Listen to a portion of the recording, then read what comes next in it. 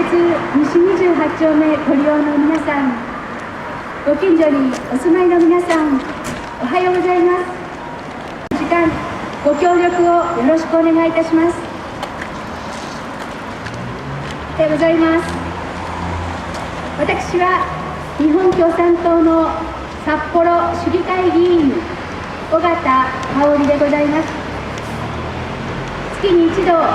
この28丁目駅前での日本共産党の宣伝をさせていただいております。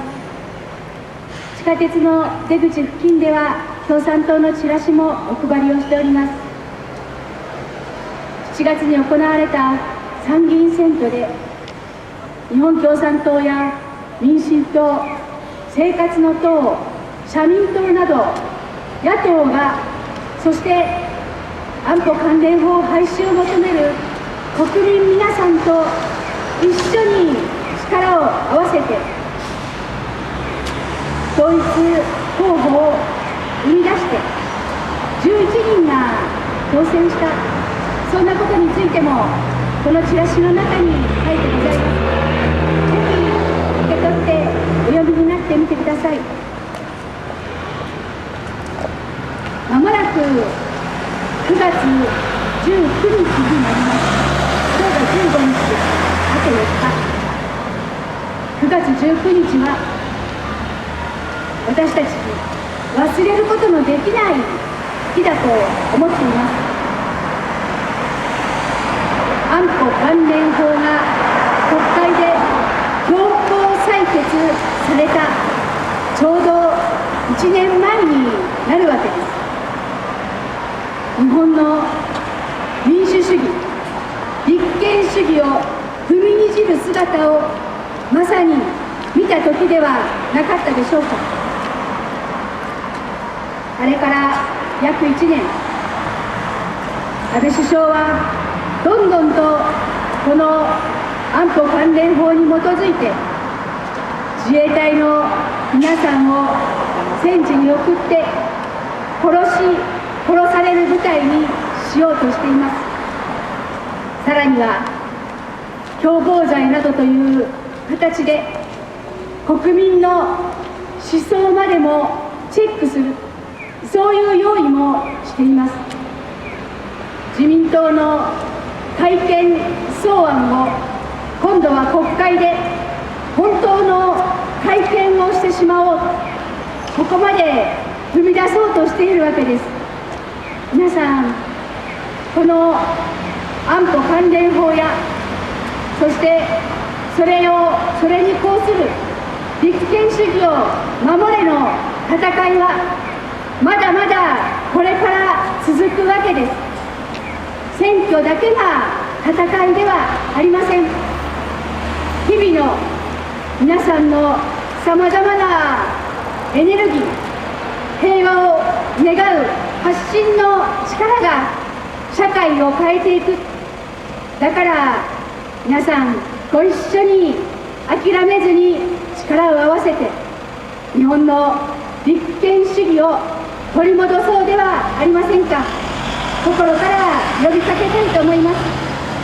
ぜひお配りをしておりますチラシ、日本共産党のチラシもお読みになってください。おはようございます。私は日本共産党の札幌市議会議員尾形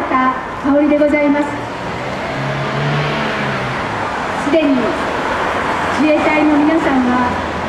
南スーダンという内戦状態が続いているこの場所に送られています。自衛隊員の子供さんを持つ親が自衛隊さやらねばよかった、こう言って息子が戦地に行くことに怒りと不安、そして後悔にも似た言葉を日本共産党の赤旗新聞に寄せてくださっています。治安維持をする、平和維持のためだ、そう言いますけれども、しかし南スーダンは政府軍と反政府軍とが今激しい戦闘状態になっている地域であります。そこに自衛隊の皆さんを武器を持たせて送り込む、戦闘状態のところに武器を持っていったらどういうことが起きるでしょうか。周りがどんな状態かわからない中で突然目の前に現れた兵士を殺すべきかどうか瞬時の判断が自衛隊員に求められてしまいます。向こうも銃を持っている人ですから、自分の身を危うくする人だと言って銃を向けてくる。どちらが先に発砲するのか、こうしたことになっていきます。私は自衛隊の方の一つの命も奪われてはならないと思いますし、そしてまた南スーダンの方の一人の命をも自衛隊の方は奪ってはなりません。たとえ安倍首相が許したとしても、私たち国民は自衛隊員が戦地で殺されたりする、そんな状況を認めるわけにはいきません。アメリカでは退役軍人の方々がアメリカが仕掛ける戦争はやめるべきだと立ち上がっています。なぜでしょうか。戦闘する地域に行った経験のある軍人の方だからこそ分かるその後の苦しみがあるからです。仮に無事に命を守って帰国することができたとしても、激しい戦闘地域での記憶、場合によってはご自分が誰かの命を奪ったかもしれない経験、そうしたものが心に深い傷を負い、兵士を辞めた後も社会で働くことも、地域でみんなと仲良く暮らしていくこともできない、心の傷を負ったまま家から一歩も出ることができないままずっと暮らしていく、そういう苦しみを持っている。だからこそアメリカの軍隊を経験した退役軍人の会の方々は決して戦闘地、殺される、そんな状況を作ってはいけないと戦争に反対をする、そういう立ち上がりを始めているんです。皆さん、こうしたこともよくいろんな映画やテレビなどで報じられています。ですから今南スーダンに送られている、おはようございます、いってらっしゃいませ、自衛隊の方々をまずは無事に返すこと、しかし同時にこのような心の傷を負うかもしれない、そんな状態にさせないこと、これが大事なことです。日本の憲法には戦争を永久に放棄するとはっきり書いてあるわけですし、戦力は持たないことも書いてあります。なぜこの憲法に違反してまで安保関連法という法律を強行採決させる必要があるのでしょうか。日本は相変わらずアメリカのご機嫌を伺ってばかりの政治を続けています。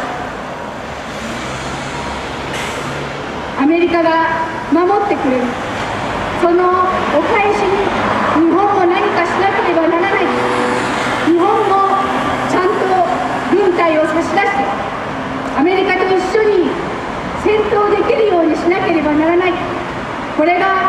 安倍首相の頭の中の考えです。しかし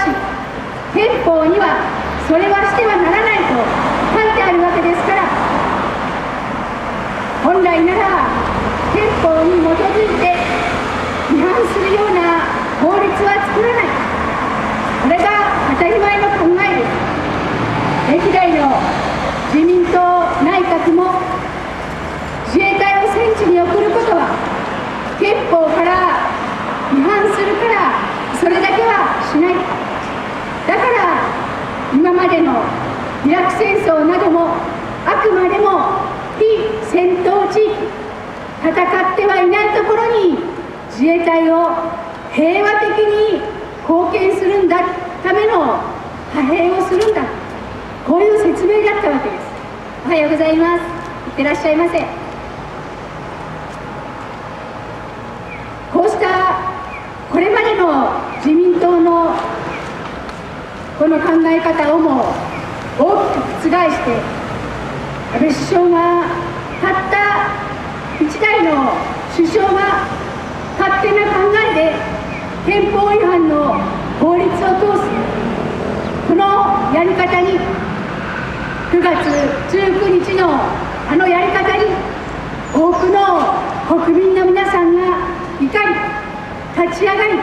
そして声を上げたわけです。シールズという学生団体が作られたり、安保関連法に反対するママの会という子育て真っ最中の忙しいお母さんたちが力を合わせて立ち上がり始めました。その他学者団体や研究者団体、ジャーナリストの皆さんなど心ある皆さんが日本の憲法が脅かされていると言って今なお安保関連法はなくすべきだと声を上げ報道している皆さん、この戦いは粘り強く広く進める必要があります。もちろん